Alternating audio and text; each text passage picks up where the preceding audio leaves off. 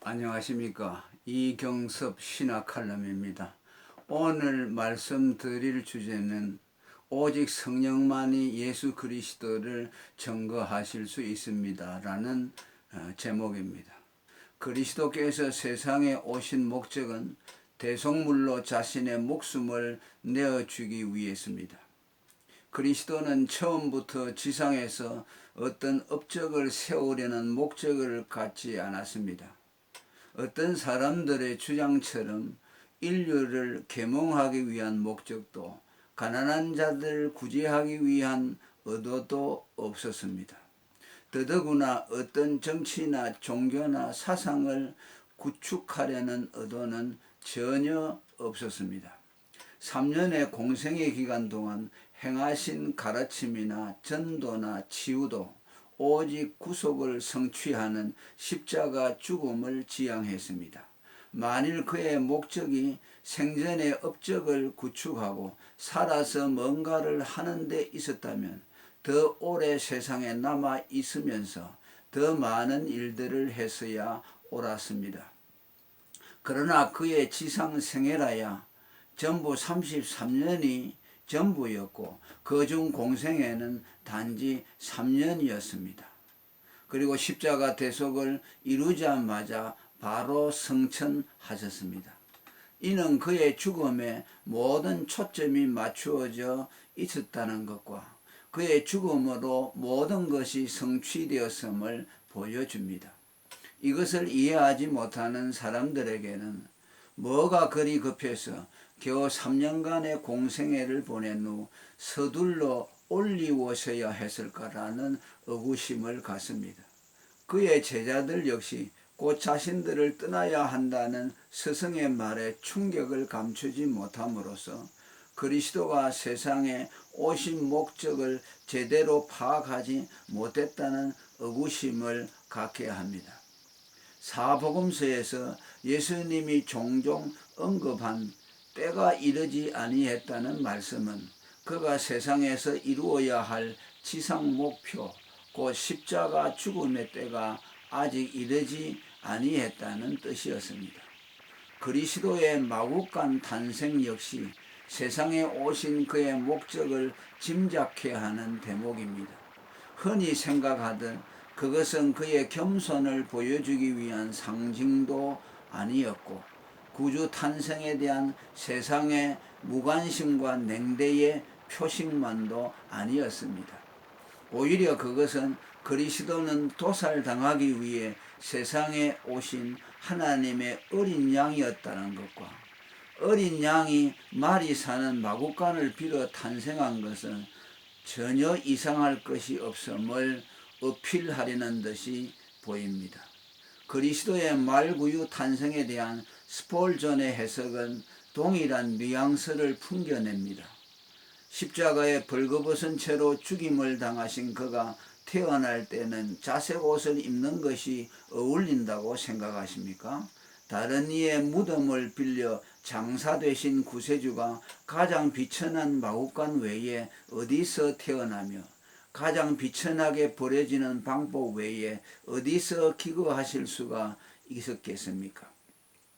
구유와 십자가는 잘 어울립니다. 종의 모습으로 오신 그는 가장 비천한 곳인 구유에 누이셔야 했다고 말했습니다.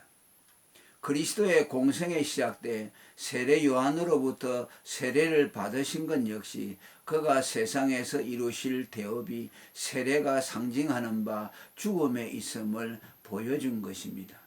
그리고 십자가 죽음과 부활 후에 겨우 40일 동안 지상에 머무시고 하늘로 올려오신 것 역시 죽음으로 모든 목적이 다 달성됐으니 이제 더 이상 세상에 머물 하등의 이유가 없다는 것을 웅변해 주는 듯 합니다. 그리스도께서 구속의 대업을 이루고 성천하신 후 성령이 오셔서 한 일 역시 그리스도가 이루신 대속을 증거하는 일이었습니다. 그리스도가 구속의 완수자였다면 성령은 구속의 증거자였기에 그리스도가 이룬 구속의 대업을 증거해 주셔야 했습니다. 임무 교대를 위해 그리스도는 올리워지고 증거자 성령이 그의 바톤을 이어받았습니다.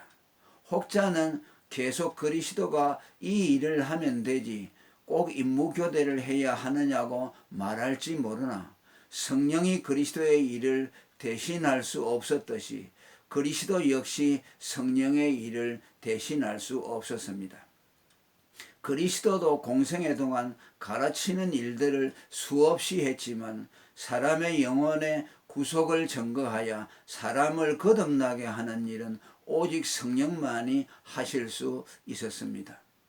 내가 떠나가는 것이 너희에게 유익이라. 내가 떠나가지 아니하면 보혜사가 너희에게로 오시지 아니할 것이요 가면 내가 그를 너희에게로 보내리니라는 요한복음 16장 7절의 말씀과 내가 아버지께로서 너희에게 보낼 보혜사 곧 아버지께로서 나오시는 진리의 성령이 오실 때에 그가 나를 증거하실 것이라고 요한복음 15장 26절에서 말씀하셨습니다. 예수님이 제자들에게 성령이 오시기 전까지는 복음을 전하러 나가지 말라고 하신 것도 증거자 성령이 없이는 전도가 무용지물이었기 때문입니다. 이처럼 성령은 그리스도가 이룬 구속의 복음을 증거해 주기 위해 오신 분이기에 만일 그리스도인들이 입을 닫고 복음을 말하지 않거나 목사가 강단에서 복음 대신 성령의 증거가 필요 없는 사설들만 늘어놓는다면 성령을 할 일 없는 실업자로 만들게 됩니다. 그 결과 성령께서 교회를 향해 하실 말씀들을 교회가 듣지 못하게 되고 결국은 성령을 강단에서 내치는 꼴이 됩니다. 강단에서 성령의 통역이 필요 없는 인간 영감의 지성만으로도 알아들을 수 있는 내용을 말하는 것은 사실 설교라고 할 수 없습니다. 설교자란 성령이 오셔서 증거해 주어야만 알아들을 수 있는 새 방언, 복음을 말하는 자입니다. 바울 사도가 예수 그리스도와 그의 십자가에 못 박히신 것 외에는 아무것도 알지 아니하기로 작정하였다고 한 것은 성령이 증거해 주지 않으면 알아먹을 수 없는 말만 하겠다는 말에 다름 아니었습니다. 이는 십자가의 도는 사람의 마음으로도 생각지 못하고 세상의 지혜로 알 수 없는 것이기 때문입니다. 따라서 성령을 복음의 유일한 증거자로 아는 설교자는 사람의 지혜에 가르친 말로 아니하고 오직 성령의 가르치신 것으로 한다는 고린도전서 2장 13절의 말씀대로 그 원리가 그의 설교 법칙이 됩니다.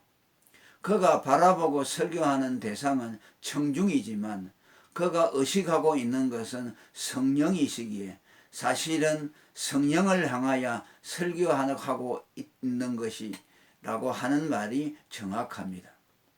이는 강단의 왕자로 지칭되는 모든 청교도들의 공통된 설교 태도였습니다.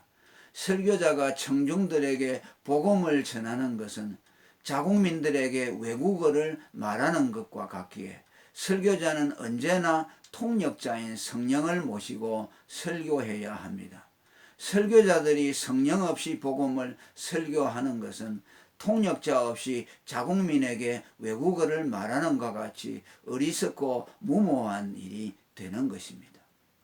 말쟁이라는 별명을 가졌을 만큼 달병가였던 바울이었지만 복음과 성령의 능력을 경험한 후에는 거침없던 과거의 언변은 온데간데 없어지고 복음을 말할 때마다 두려움과 떨림으로 전했다고 했습니다.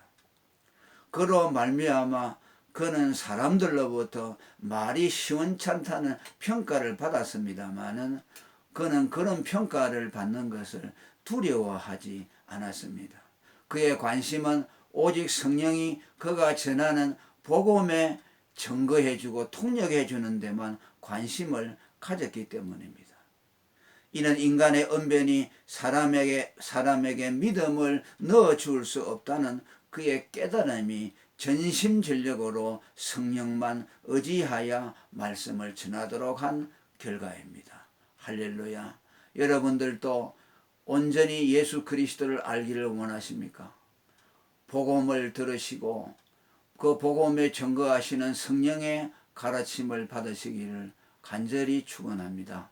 오늘은 여기까지 말씀드리겠습니다. 즐거운 명절 설날이 되시기를 바랍니다. 감사합니다.